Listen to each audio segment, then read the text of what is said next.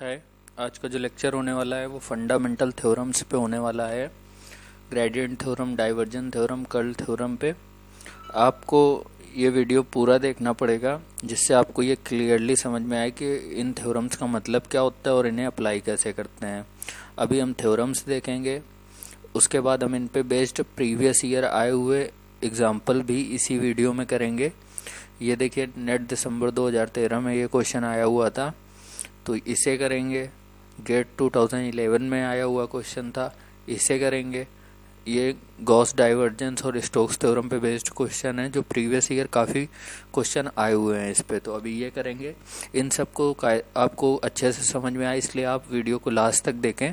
और इससे पहले भी 3 लेक्चर में हमने डाइवर्जेंस, ग्रेडियंट और कर्ल अलग अलग कोऑर्डिनेट सिस्टम पे उनका फिजिकल सिग्निफिकेंस कर रखा है, तो आप जाकर सॉल्व एग्जाम्पल के साथ जाकर उन वीडियो को देखें अगर नहीं देखा है।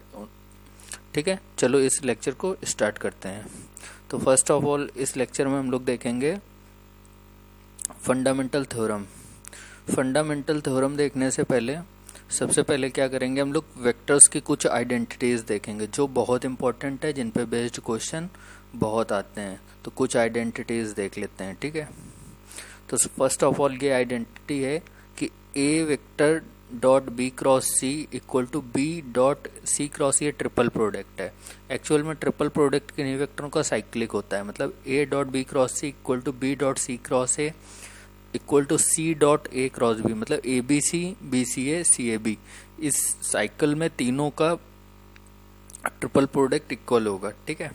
सेकंड देखते हैं, अगर ए क्रॉस बी क्रॉस सी दिया गया है तो उसको हम लोग सॉल्व करने के लिए ये यूज़ करेंगे कि b vector equal to a dot c minus c, फिर ब्रैकेट में ए डॉट बी। इसका यूज़ करके हम लोग इसको सॉल्व करेंगे। फिर देखिए, थर्ड है gradient of multiplication of two function. F और जी दो फंक्शन है, उनका ग्रेडियंट कैसे फाइंड आउट करेंगे। फर्स्ट फंक्शन बार gradient of second function plus second बार ग्रेडियंट ऑफ फर्स्ट फंक्शन, तो ये थी थर्ड वाली प्रॉपर्टी। फिर फोर्थ प्रॉपर्टी देखिए, divergence of a curl is always zero. जब किसी वेक्टर के कर्ल का डाइवर्जेंस अगर हम लोग निकालेंगे तो वो हमेशा जीरो आएगा। ये बहुत इंपॉर्टेंट प्रॉपर्टी है, इसलिए इसे आप अच्छे से लर्न कर लीजिए। इनको आप अपनी एक कॉपी बना के नोट कर सकते हैं, जिससे आपको क्विक रिवीजन हो जाएगा पेपर के time. Divergence of a curl is always zero. जब किसी वेक्टर के कर्ल का डाइवर्जेंस निकालेंगे तो वो हमेशा जीरो आएगा। फिफ्थ है, ग्रेडियंट का अगर कर्ल निकालेंगे, curl of a gradient is always zero. किसी वेक्टर के ग्रेडियंट का अगर हम लोग कर्ल फाइंड आउट करें तो वो हमेशा क्या आएगा, जीरो आएगा, ठीक है। तो ये था हमारा फिफ्थ आइडेंटिटी कि curl of a gradient is always zero.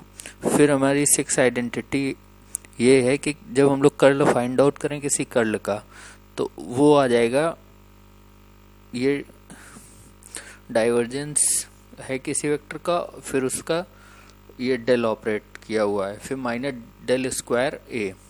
ये है हमारी सिक्स आइडेंटिटी। सेवेंथ आइडेंटिटी है ये वाली, divergence of r cap upon r vector. ये आपको लर्न रखनी है। ये आइडेंटिटीज ये हो जाएगा 4 पाई डेल क्यूब आर, ये डिराक डेल्टा क्रॉनिकल डेल्टा है, ठीक है। फिर हम देखते हैं फंडामेंटल थ्योरम, सबसे इम्पोर्टेंट, ठीक है। तो फंडामेंटल थ्योरम में सबसे इम्पोर्टेंट थ्योरम है डाइवर्जेंस, उसके बाद कर्ल थ्योरम। इनसे दोनों से बहुत क्वेश्चन पूछे गए हैं और काफ़ी ज़्यादा चांसेस रहते हैं कि इनसे क्वेश्चन पूछे जाएंगे।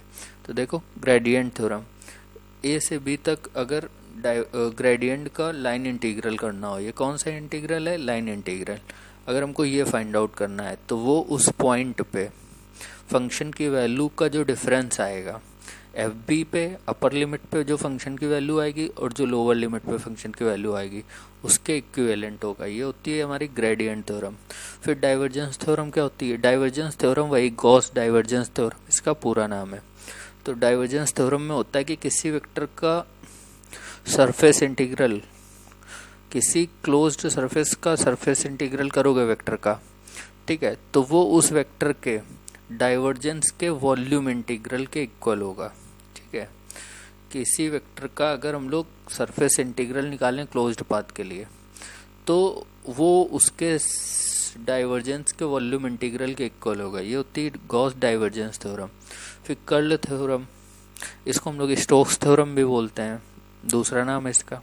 किसी वेक्टर का लाइन इंटीग्रल अगर हम लोग निकालें क्लोज्ड पाथ के लिए, क्लोज्ड इंटीग्रल का साइन होता है, ठीक है, तो वो उसके सरफेस कर्ल के सरफेस इंटीग्रल के इक्वल होगा, ये कर्ल है ना। तो किसी वेक्टर का लाइन इंटीग्रल निकालें क्लोज्ड पाथ के लिए तो वो उसके कर्ल के सरफेस इंटीग्रल के इक्वल होगा, ये होती है हमारी स्टोक्स थ्योरम। आपको ये थ्योरम लर्न रखनी है, इस पर बेस्ड काफ़ी क्वेश्चन पूछे गए और काफ़ी ज़्यादा चांसेस हैं क्वेश्चन पूछे जाने के, ठीक है। तो अब इन पे बेस्ड प्रॉब्लम देखते हैं हम।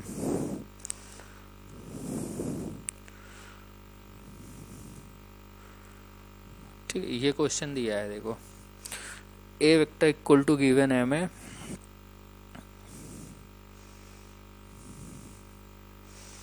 क्वेश्चन गिवन है if a vector is equal to I cap Y Z plus z cap j cap x Z plus के cap x y, then the integral line integral a vector d l where C is along the perimeter of a rectangular area bounded by the line x equal to 0, x equal to a, y equal to 0 and y equal to b।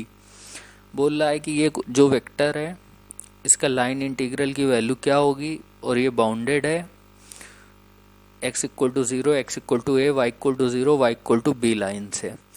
तो अभी हमें देखो line integral find करना है, तो बताओ Gauss divergence theorem, gradient theorem या फिर कर्ल मतलब स्टोक्स थ्योरम, तीनों में लाइन इंटीग्रल किस में होता था? स्टोक थ्योरम में। स्टोक थ्योरम क्या बोलती थी? स्टोक थ्योरम होती है कि किसी वेक्टर का लाइन इंटीग्रल उस वेक्टर के कर्ल के सरफेस इंटीग्रल के इक्वल होता है, ये होती है हमारी स्टोक्स थ्योरम। किसी वेक्टर का लाइन इंटीग्रल उस वेक्टर के कर्ल के सरफेस इंटीग्रल के इक्वल होता है, तो हमें लाइन इंटीग्रल फाइंड आउट करना है, तो हम लोग क्या करेंगे, कर्ल फाइंड आउट कर लें इसका और फिर उसका सरफेस इंटीग्रल कर लें। तो हमें वेक्टर गिवन था, ए वेक्टर क्या गिवन था? ए वेक्टर गिवन है हमको I cap Y Z plus J cap x Z plus के कैप एक्स वाई, शायद यही गिवन है, चेक कर लेते हैं। Y Z plus X Z plus X Y, ठीक है, ये गिवन है। अभी हमें कर्ल फाइंड आउट करना है, तो कर्ल वाले वीडियो में मैंने बताया था ये कार्टेशियन कोऑर्डिनेट में है, तो इसका कर्ल कैसे फाइंड आउट करेंगे? इसका कर्ल फाइंड आउट करेंगे, अगर आपने नहीं देखा तो वो वीडियो जाके देख सकते हैं। एक्स कैप या आई कैप लिख लो, जो भी लिखना चाहो। यहाँ पे लिख लो i cap, j cap, k cap. तो आई कैप के नीचे डेवर बाई डेवर एक्स, डेवर बाई डेवर वाई, डेवर बाई डेवर जेड। अब इनका कोफिशिएंट लिख लो यहाँ पे, y z, x z, x y. ये अब ये डिटर्मिनेंट जब सॉल्व करोगे तो वैल्यू आ जाएगी इसके कर्ल की, ठीक है। तो देखो आई कैप लोगे, ब्रैकेट बना दो, ये छोड़ा और ये छोड़ा, इसका इसके साथ करोगे तो एक्स का आ जाएगा, इसका इधर करोगे तो माइनस एक्स आ जाएगा, जेड का 1 हो जाएगा, माइनस जे कैप। अभी मैंने जे कैप ये लाइन छोड़ी और ये लाइन छोड़ी, तो इसका करेंगे तो x का हो जाएगा 1, तो y आ जाएगा, और यहाँ करोगे तो माइनस y आ जाएगा, प्लस के कैप, ठीक है, ब्रैकेट। ये लाइन छोड़ी और ये लाइन छोड़ी, अब जब ये दोनों लाइन छोड़ी तो इसका इसके साथ करोगे तो x हो जाएगी z, और इधर माइनस जेड आ जाएगा। ये अपने मन से भी सॉल्व करके आप देख सकते हैं, ठीक है। तो अभी आ गया ये 0 आई कैप, 0 जे कैप प्लस 0 के कैप, दैट इज 0, कर्ल आ गया 0, ठीक है। अभी हमने कर्ल की वैल्यू फाइंड आउट कर ली, तो जो लाइन इंटीग्रल, ये देखिए हमें लाइन इंटीग्रल 0 का इंटीग्रल करोगे 0 आएगा, तो सही आंसर क्या आ गया? सही आंसर आ गया ऑप्शन डी। तो ये देखिए इससे हमने स्टोक्स थ्योरम का यूज़ करके फाइंड आउट कर लिया कि लाइन इंटीग्रल की वैल्यू क्या होगी। ये थी गॉस स्टोक्स थ्योरम पे बेस्ड क्वेश्चन जो नेट दिसंबर 2013 में आया हुआ है। अभी नेक्स्ट क्वेश्चन देखते हैं जो गेट 2011 पे आया है और गॉस डाइवर्जेंस थ्योरम पे बेस्ड है। ठीक है, तो उसको देखते हैं। ये देखिए, consider a cylinder of a height h and radius a closed at both end centered at origin. Let r cap equal to x cap I cap x j cap y plus k cap z be the position vector and n cap be a unit vector normal to the surface. The surface integral r vector dot n cap ds over closed surface of a cylinder is। फिर 4 option दिए हैं, तो देखते हैं हमें क्या करना है। ये वेक्टर गिवन है और ये सरफेस इंटीग्रल हमको फाइंड आउट करना है। ठीक है, सिंपल सी बात ये है इस सिलेंडर के राउंड, और ये फिगर दिया है 0, ये एक्स कैप एक्स डायरेक्शन, ये वाई डायरेक्शन, ये जेड डायरेक्शन, और ये 4 ऑप्शन दिए हैं। हमें सरफेस इंटीग्रल फाइंड आउट करना है। वेक्टर गिवन है ये R vector equal to I cap x plus J cap Y plus के कैप जेड। तो अभी देखो हमें फाइंड आउट करना है सरफेस इंटीग्रल। तो सरफेस इंटीग्रल के लिए जो थ्योरम लगती है वो होती है गॉस डाइवर्जेंस थ्योरम। जब हम किसी वेक्टर का सरफेस इंटीग्रल फाइंड आउट करते हैं, a vector dot d s vector suppose. ठीक है, तो जब किसी वेक्टर का सरफेस इंटीग्रल फाइंड आउट करते हैं तो वो इक्विवेलेंट होता है volume integral of divergence of that vector.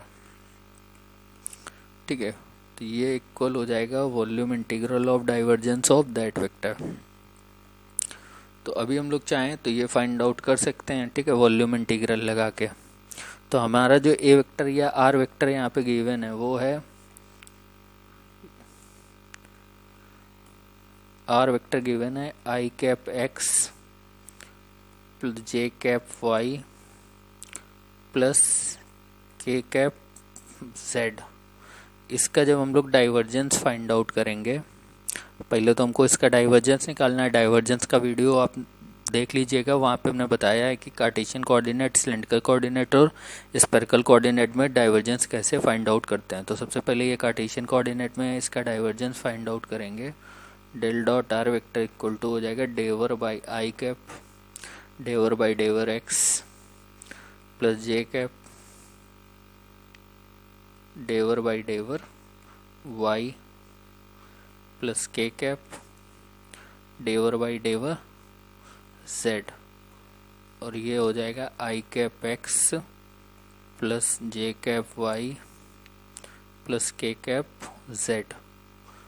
अब जब इसका निकालोगे तो ये आ जाएगा आई वाले का आई के साथ 1, तो एक्स का डेरिवेटिव 1, वाई का 1 और जेड का 1, तो ओवरऑल आ गया 3। तो हमें ये फाइंड आउट हो गया डाइवर्जेंस।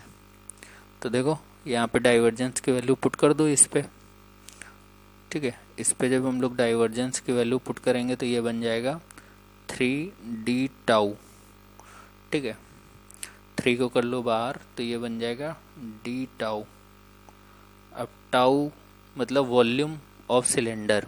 सिलेंडर वॉल्यूम का फॉर्मूला क्या होता है? अगर रेडियस ए हो और हाइट h हो, तो इसने रेडियस हमको दी है, रेडियस गिवन है a, रेडियस है हमारी a और हाइट है सिलेंडर की h। हाइट सिलेंडर की h, रेडियस है सिलेंडर का वॉल्यूम का फॉर्मूला होता है पाई आर स्क्वायर h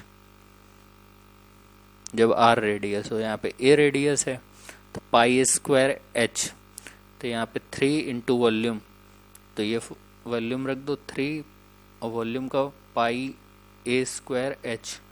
तो फॉर्मूले से हमारा फाइंड आउट हो गया, आंसर इज बी।